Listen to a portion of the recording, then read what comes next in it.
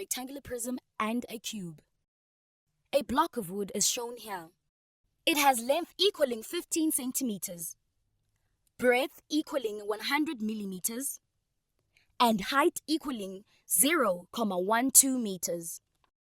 This block of wood will be used as a jewelry box. To prepare the jewelry box, we will have to carve out wood from the center and make it hollow. This will create space to put the ornament in the box.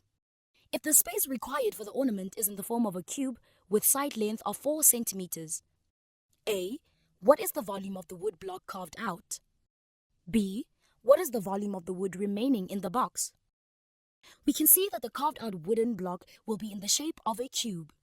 Recall that the volume of a cube is volume equals length cubed.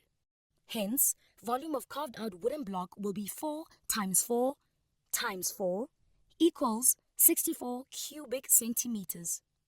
For calculating the volume of the remaining wooden box, we will have to subtract the volume of the carved out cubical wooden block from the volume of the original wooden block.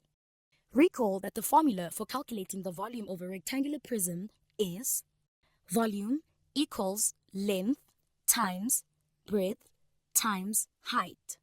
Hence, volume equals 15 centimeters times 100 millimeters times 0.12 meters.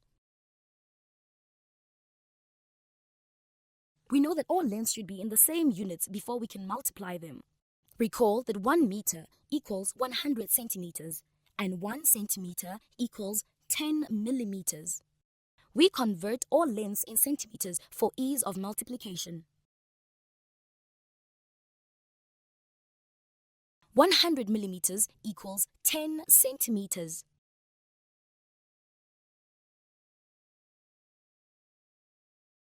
0.12 meters equals 12 centimeters. Hence, the volume of the original wooden block equals 15 times 10 times 12 equals 1,800 cubic centimeters.